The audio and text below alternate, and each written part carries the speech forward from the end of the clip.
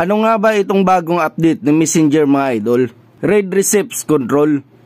Itong Read Receipts Control mga idol ay bagong update ng Messenger kung saan kahit nabasa mo na ang pinadalang message sa'yo, pero unseen pa rin ang nakalagay o makikita sa Messenger nila. Di nila malalaman na nabasa mo na ito. Siya nga pala mga idol, kung bago ka pa lang sa channel ko at hindi ka pa nakapag-subscribe, ay papindot naman ng subscribe button. At pahit na rin ang notification bell para lagi kang updated sa tuwing may bago akong i-upload. So tara, simulan na natin mga idol.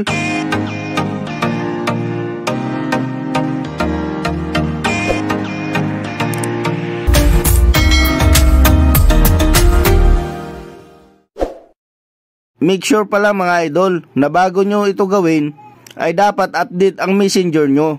Hanapin lang natin mga idol yung Messenger account nitong nasa isang cellphone. Itong cellphone number 1, itry muna nating mag-message bago natin gamitin yung update version o new picture ni Messenger.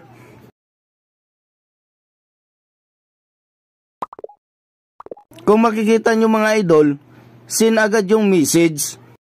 Nalalaman natin yan dahil may seen na nakalagay at dahil dito sa profile ng ating Messenger na makikita sa baba ng ating message o chat.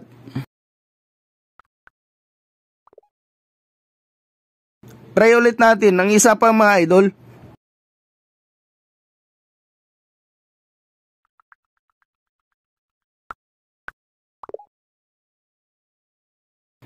Ngayon mga idol, itry natin i-on yung bagong update o picture ni Messenger mga idol.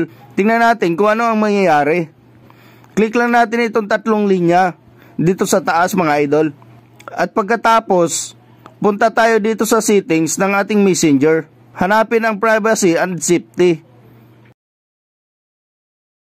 Piliin lang ang read receipts dito sa bandang ibaba. At i-disable o i-turn off lang itong show read receipts.